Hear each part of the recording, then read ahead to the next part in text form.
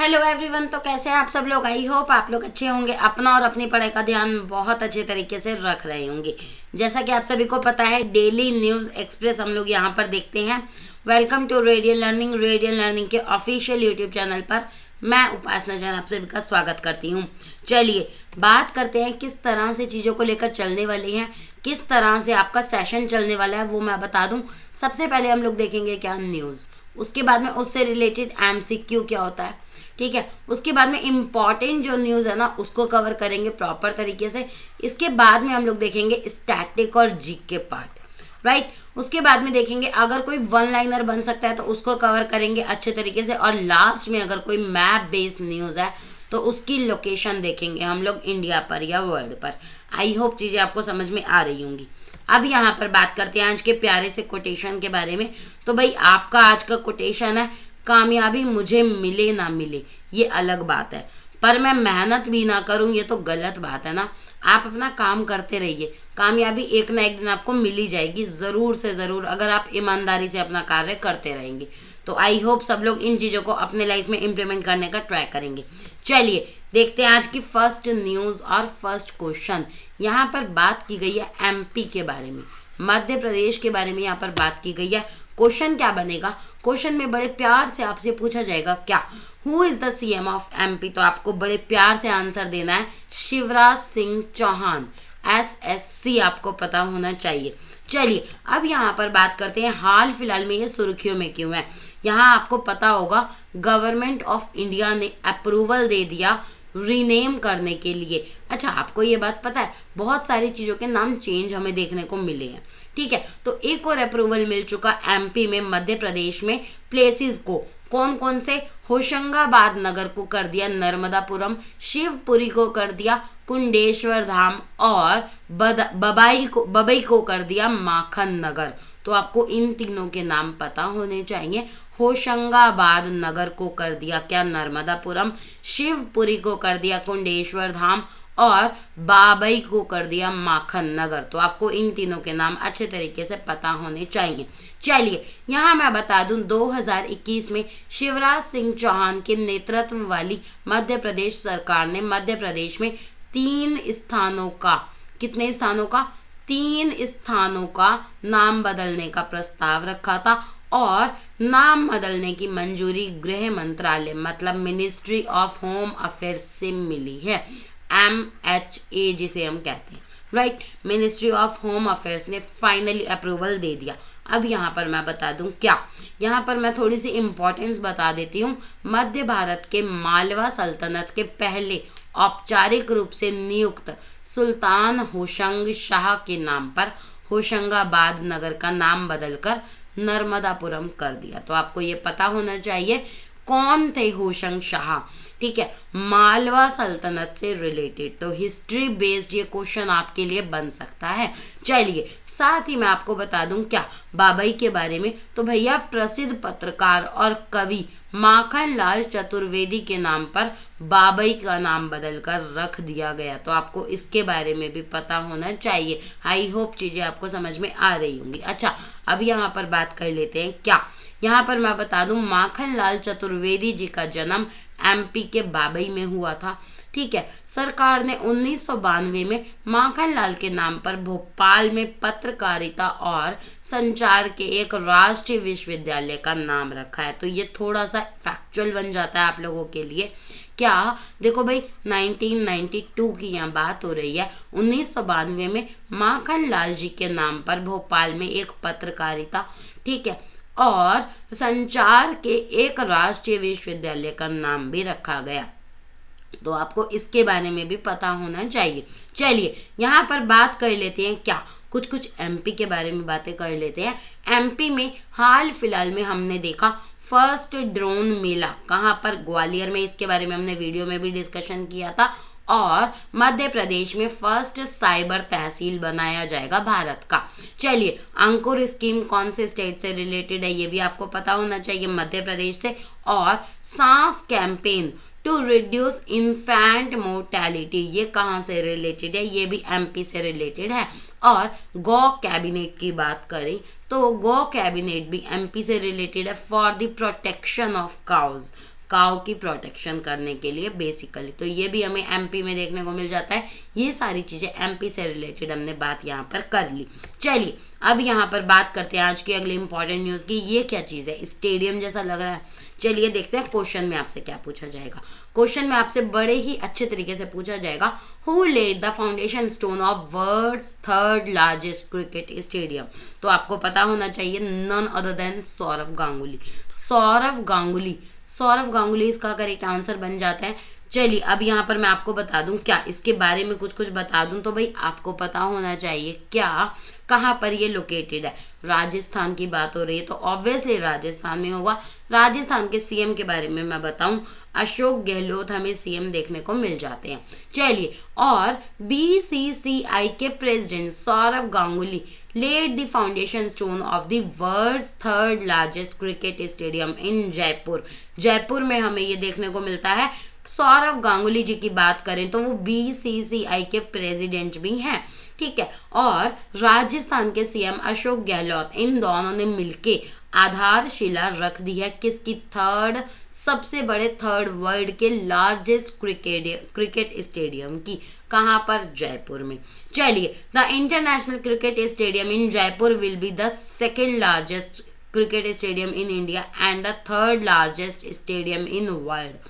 आपको पता होना चाहिए, सेकेंड लार्जेस्ट क्रिकेट स्टेडियम तो इंडिया में है और थर्ड लार्जेस्ट पूरे वर्ल्ड का माना जाता है the international cricket stadium in Jaipur वाला, राइट। चलिए, साथ ही मैं आपको बता दूं क्या, the new international stadium will be built by the Rajasthan cricket academy, RCA।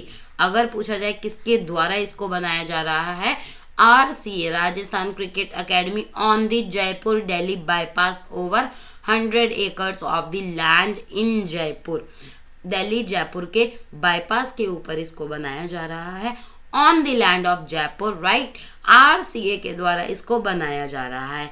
साथ ही मैं आपको बता दूं कितनी सीटिंग कैपेसिटी हमें यहाँ देखने को मिलेगी, 75,000 दर्शकों की बैठने की क्षमता यहाँ पर हमें देखने को मिल जाएगी। तो ये भी आपको पता होना चाहिए।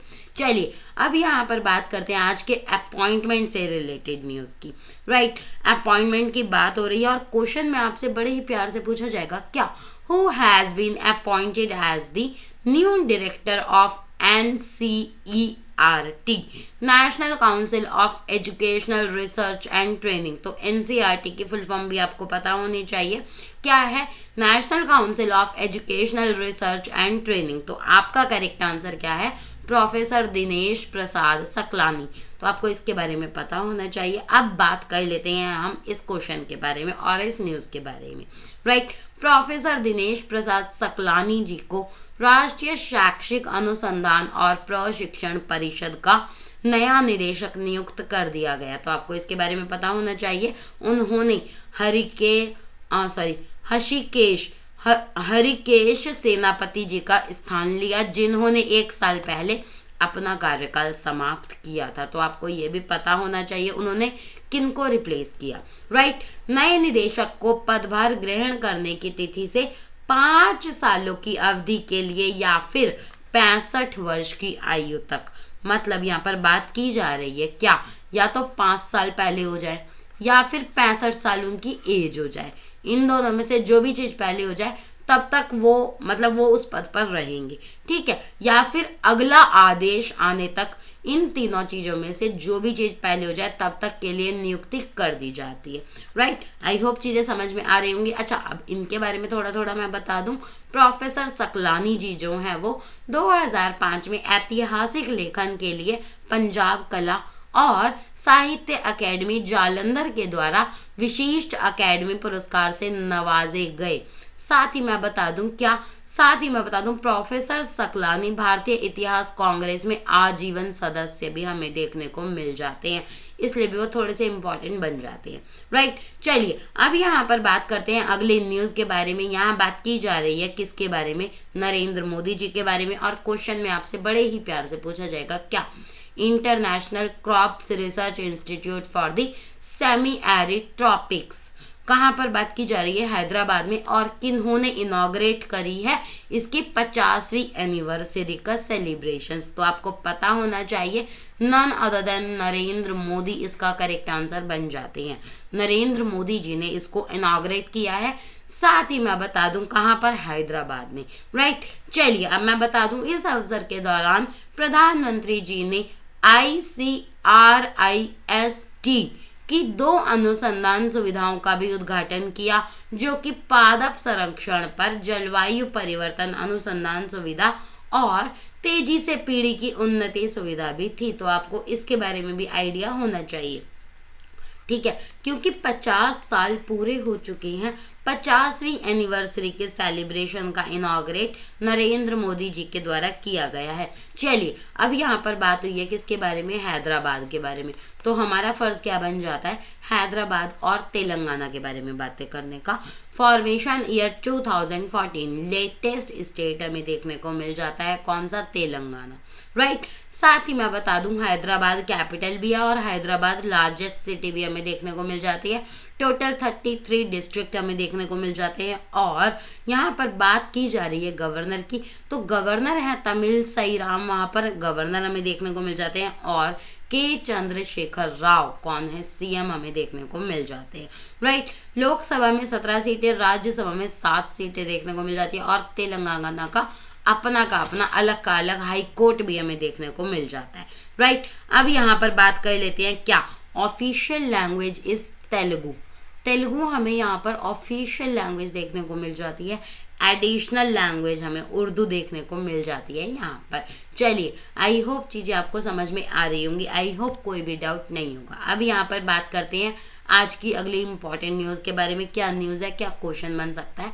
क्वेश्चन में आपसे पूछा जाएगा क्या, किस IIT ने स्वराज बिलिटी का बीटा संस्करण लॉन्च किया। तो आपको पता होना चाहिए हैदराबाद, हैदराबाद इसका करेक्ट आंसर बन जाता है। अब इसके बारे में मैं आपको बता दूं क्या, भारतीय प्रौद्योगिकी संस्थान the Indian institute of technology Hyderabad ने स्वराज बिलिटी का बीटा संस्करण लॉन्च किया, जो आर्टिफिशियल इंटेलिजेंस के द्वारा संचालित एक जॉब पोर्टल है, ठीक है, जो कि विकलांग लोगों को प्रासंगिक कौशल हासिल करने और नौकरी खोजने में भी मदद करता है।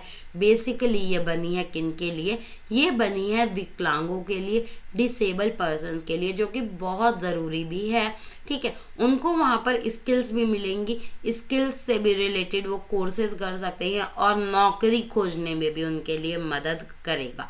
स्वराजिबिलिटी इसका नाम होगा, इसका बीटा संस्करण IIT हैदराबाद के द्वारा लॉन्च कर दिया गया है। चलिए साथ ही मैं बता दूं क्या, मंच नौकरी चाहने वालों के प्रोफाइल का विश्लेषण करेगा और उन कौशलों का सुझाव देगा जिनकी उन्हें पात्र बनने की आवश्यकता होगी। अकॉर्डिंग टू देयर एबिलिटीज वो सारी चीज़ें अपने आप ही बता देगा। जो ये प्लेटफॉर्म है ना, वो अपने आप ही ये सारी चीज़ें क्लैरिफाई कर देगा कि भाई आपको किस चीज़ में जाना चाहिए, किस फील्ड, आप कौन सी फील्ड आप लोगों के लिए अच्छी है, right. A platform that address this challenge would help this vulnerable section of the population, मतलब इस चुनौती को संबोधित करने वाला एक मंच आबादी के इस कमजोर वर्ग की भी मदद करने वाला है। तो आपको इसके बारे में भी आइडिया अच्छे से होना चाहिए। चलिए अब यहाँ पर बात करते हैं खादी के बारे में।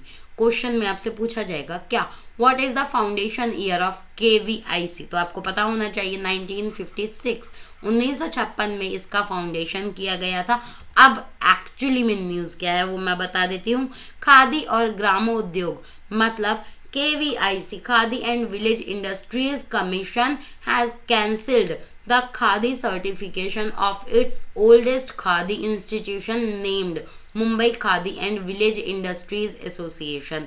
मतलब थोड़ा सा मैं आपको बता देती हूँ, खादी और ग्रामोद्योग आयोग ने मुंबई खादी और ग्रामोद्योग संघ नामक अपने सबसे पुराने खादी संस्थान के खादी प्रमाणन को रद्द कर दिया। तो ये भी आपको पता होना चाहिए। अच्छा, कौन से ईयर की यहाँ पर बात की गई है, यह है MKVIA 1954 से मेट्रोपॉलिटन इंश्योरेंस हाउस मुंबई में लोकप्रिय खादी एम्पोरियम चला रहा था। तो इतने पुराने वाले लाइसेंस को रद्द करने की बात हुई है, इसलिए न्यूज़ में बन सकता है। आप लोगों के लिए क्वेश्चन इसीलिए बनने के चांसेस ज़्यादा बन जाते हैं, राइट। KVIC ने MKVIA का लाइसेंस रद्द कर दिया। क्योंकि बाद में नकली खादी उत्पादों की बिक्री शुरू हो गई थी। काइंड ऑफ स्कैम स्टार्ट हो गया था खादी प्रोडक्ट्स का, ठीक है। फेक खादी प्रोडक्ट्स बेचे जा रहे थे, इसीलिए इन सब चीजों को लागू किया गया। जो नकली गैर खादी उत्पादों की बिक्री के खिलाफ केवीआईसी की शून्य सहिष्णुता नीति के खिलाफ था। तो आपको जीरो टॉलरेंस पॉलिसी के बारे में भी थोड़ा सा आइडिया होना चाहिए, ठीक है। जीरो टॉलरेंस पॉलिसी के अगेंस्ट थी इसकी सेल, इस वजह से इस लाइसेंस को प्रॉपर तरीके से कैंसिल कर दिया गया, प्रॉपर तरीके से रद्द कर दिया गया। चलिए अब मैं फटाफट से केवीआईसी के बारे में आपको बता देती हूँ। तो केवीआईसी का फाउंडेशन ईयर 1956, हेडक्वार्टर मुंबई में, और चेयरपर्सन की बात करें विनय कुमार सक्सेना। मिनिस्ट्री कौन सी आती है, कौन सी मिनिस्ट्री इसकी पेरेंटिंग ऑर्गेनाइजेशन है, ministry of micro small and medium enterprises. तो आपको इसके बारे में भी आइडिया होना चाहिए अच्छे तरीके से। चलिए अब यहाँ पर क्वेश्चन में आपसे पूछा जाएगा क्या, और न्यूज आपके लिए बनेगी JNU vice chancellor Jagdish Kumar appointed next UGC chairman. तो क्वेश्चन में आपसे पूछा जाएगा क्या, कौन सी मिनिस्ट्री ने इनको अपॉइंट किया है as the new chairman of UGC. तो आपको बहुत अच्छे तरीके से आंसर दे देना है। एजुकेशन की मिनिस्ट्री ने, मिनिस्ट्री ऑफ एजुकेशन ने इनको अपॉइंट किया है। कहाँ पर, न्यू चेयरमैन ऑफ यूजीसी के। तो आपको इसके बारे में पता होना चाहिए। Jagadesh was serving at the Jawaharlal Nehru university as vice chancellor. As the vice chancellor वो जवाहरलाल नेहरू यूनिवर्सिटी में सर्व करते हैं।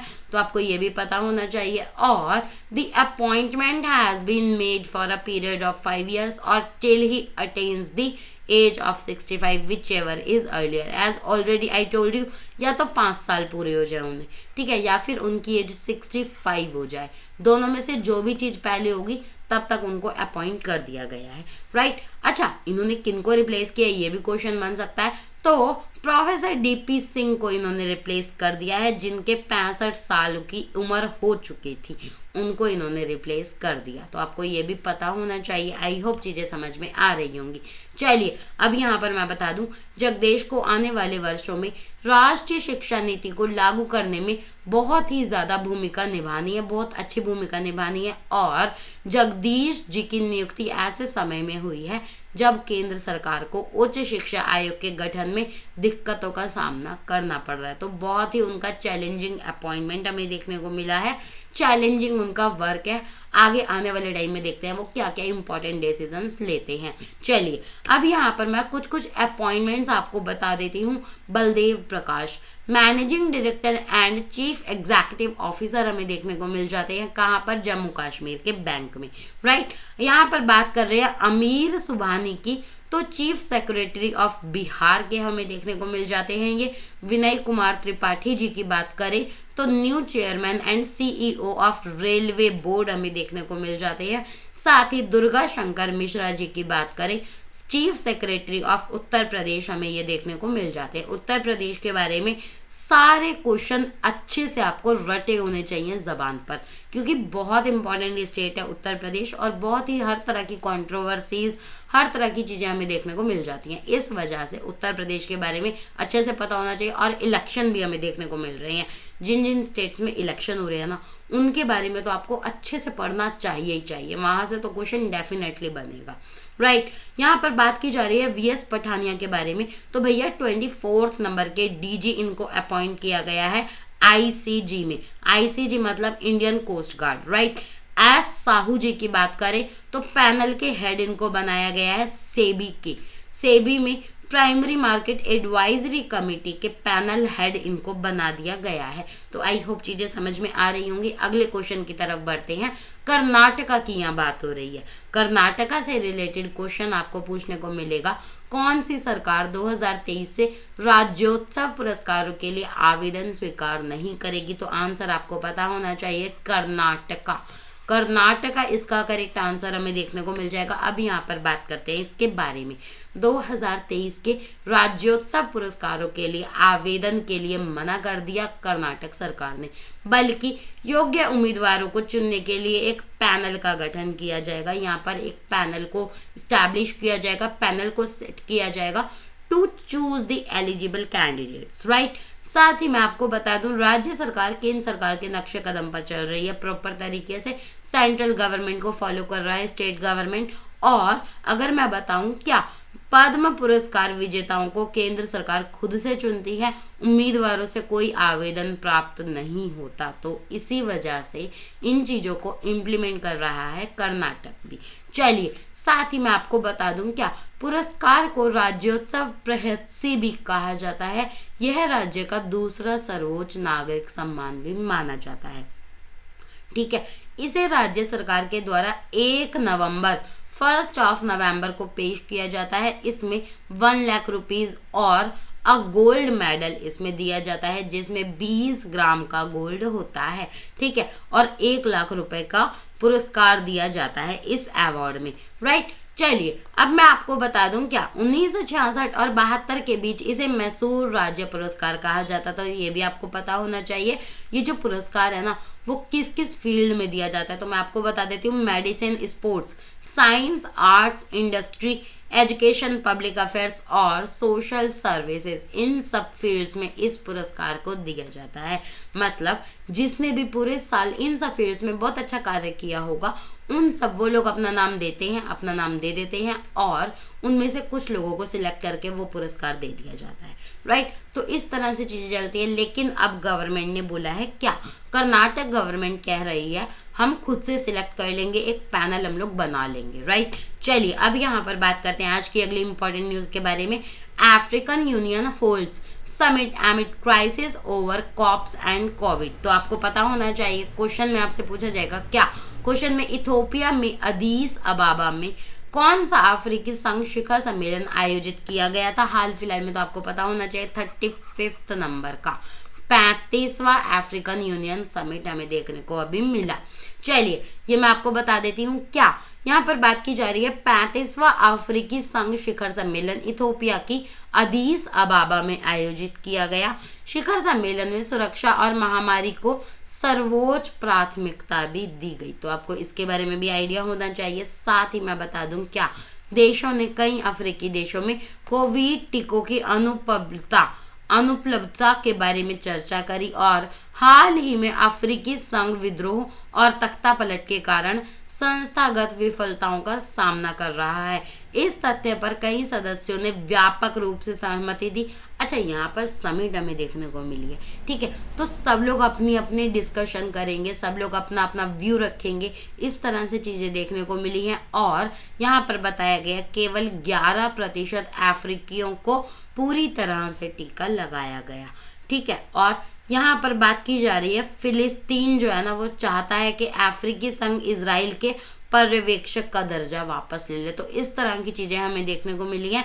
सबसे इम्पोर्टेंट चीज क्या है, कहाँ पर देखने को मिला है, ये आपको बता दिया। और कौन सा एडिशन हमें इस साल देखने को मिला है। और एक और इम्पॉर्टेंट, मोस्ट इम्पॉर्टेंट फैक्ट है 11%, सिर्फ और सिर्फ 11% अफ्रीकन्स को अभी तक वैक्सीनेशन मिली है। तो आपको इसके बारे में पता होना चाहिए। अब यहाँ पर कुछ कुछ इंपॉर्टेंट समिट्स और लेटेस्ट समिट की बात कर लेते हैं। पीएम मोदी ने एड्रेस किया है 30वें नंबर का national commission for women foundation day. Digital work plan को अभी अप्रूव किया है इंडिया और आसियान ने। साथ ही नरेंद्र मोदी जी ने होस्ट किया है first India central Asia virtual summit को हाल फिलहाल में। फर्स्ट ब्रिक्स शेरपाज मीटिंग्स को 2022 में हेल्ड किया गया है चाइनीज चेयरशिप के साथ में। चलिए WEF world economic forum Davos का एजेंडा 2022 को अभी हाल फिलहाल में वर्चुअली एड्रेस किया गया है नरेंद्र मोदी जी के द्वारा। चलिए अब यहाँ पर बात करते हैं आज की अगली इंपॉर्टेंट और लास्ट इंपॉर्टेंट न्यूज़ की। आप लोगों ने पढ़ रहे होंगे आप लोग, या फिर न्यूज़ में देख रहे होंगे हिजाब। क्या चीज़ है ये हिजाब, तो इसके बारे में बात कर लेते हैं। क्वेश्चन में आपसे पूछा जाएगा क्या, किस सरकार ने बताया कि समानता, अखंडता और सार्वजनिक कानून व्यवस्था को बिगाड़ने वाले कपड़े नहीं पहनने चाहिए। तो आपको पता होना चाहिए कर्नाटका। कर्नाटक भाई बहुत ज़्यादा सुर्खियों में है, इसके बारे में आपको अच्छे से पता होना चाहिए। चलिए यहाँ मैं बता दूं, कर्नाटक की सरकार ने 5 तारीख को ऐसा कहा, क्या कहा, समानता, अखंडता और सार्वजनिक कानून व्यवस्था को बिगाड़ने वाले कपड़े नहीं पहनने चाहिए। अब क्या मतलब था उनका ये कहने का, थोड़ा सा मैं बता देती हूँ। सरकार का यह निर्देश मुस्लिम छात्राओं को हिजाब पहनने से रोकने के लिए राज्य के शिक्षण संस्थानों के फैसले को मान्य करता है। तो आपको इसके बारे में पता होना चाहिए। राज्य सरकार के अकॉर्डिंग कक्षाओं में हिजाब पहनने पर प्रतिबंध भारतीय संविधान के द्वारा प्रदत्त धार्मिक स्वतंत्रता के मौलिक अधिकार का उल्लंघन नहीं है। तो ऐसे ऐसे बातें यहाँ पर चल रही हैं। कर्नाटक में ये सारी चीजें हमें देखने को मिल जाती हैं।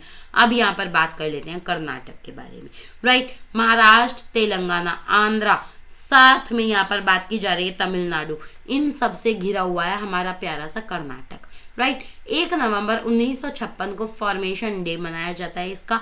बेंगलोर और लार्जेस्ट सिटी, बेंगलोर कैपिटल भी है, लार्जेस्ट सिटी भी बेंगलोर देखने को मिल जाती है। साथ ही मैं बता दूं क्या, थावर चंद गहलोत हमें यहाँ पर कौन गवर्नर देखने को मिलते हैं, और सीएम की बात करें तो बसवराज बोम्मई हमें यहाँ पर सीएम देखने को मिल जाते हैं, राइट। राज्यसभा में 12 सीटें, लोकसभा में 28 सीटें, और यहाँ पर मैं बता दूं क्या, असेंबली सीट्स है 224, काउंसिल की सीट्स हैं 75। तो इसके बारे में भी थोड़ा थोड़ा आइडिया होना चाहिए। आई होप चीज़ें समझ में आ रही होंगी। लोकेशन आप लोग देख लीजिएगा, कर्नाटका का मैप भी है और इंडिया में भी लोकेशन मैंने यहाँ पर फोकस कर दिया आप लोगों के लिए।